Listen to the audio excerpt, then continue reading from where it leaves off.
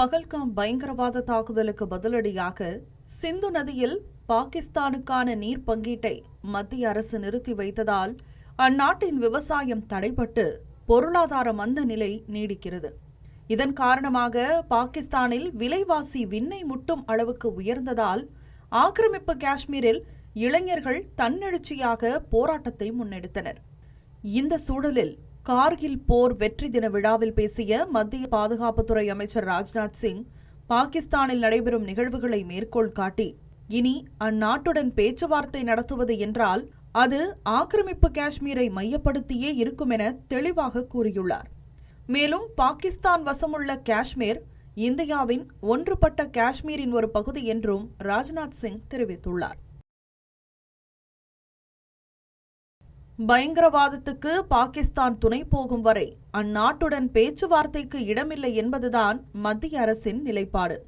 இந்த சூழலில் மத்திய அமைச்சர் ராஜ்நாத் சிங் இவ்வாறு பேசியதால் கதி கலங்கி போன பாகிஸ்தான் தங்களுக்கு சர்வதேச நாடுகள் உதவ வேண்டும் என அறைகூவல் விடுத்துள்ளது.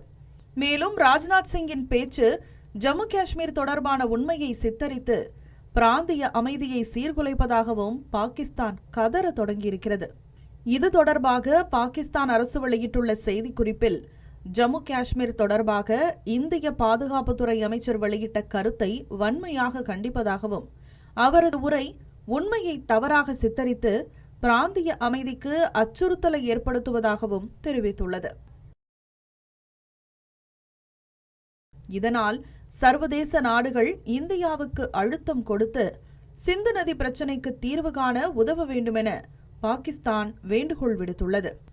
ஏற்கனவே ஐநாவில் இந்த பிரச்சனையை பாகிஸ்தான் பல முறை முன்வைத்த போதிலும் அதற்கு புதிய ஆதரவு கிடைக்கவில்லை.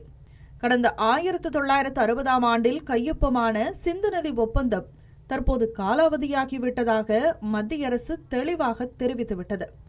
இதனால் சிந்து நதியில் அணை கட்டும் திட்டத்தை மத்திய அரசு துரிதப்படுத்தி வருகிறது.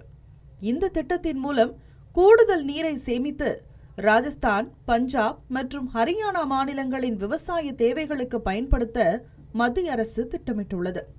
இந்த திட்டங்கள் வெற்றிகரமாக நடைமுறைப்படுத்தப்பட்டால் சிந்து நதியில் தண்ணீர் என்பது பாகிஸ்தானுக்கு காணல் நீராகிவிடும். பயங்கரவாதத்தை ஊக்குவித்து அதை அரசின் கொள்கையாகவே மாற்றிய பாகிஸ்தான் இந்தியாவின் மாஸ்டர் ஸ்ட்ரோக்கால் ஆட்டம் கண்டு போய் நிற்கிறது. தமிழ் ஜனம் சேனலை சப்ஸ்கிரைப் பண்ணாமல் பார்த்துட்டு இருந்தீங்கன்னா மறக்காமல் சப்ஸ்கிரைப் பண்ணிடுங்க.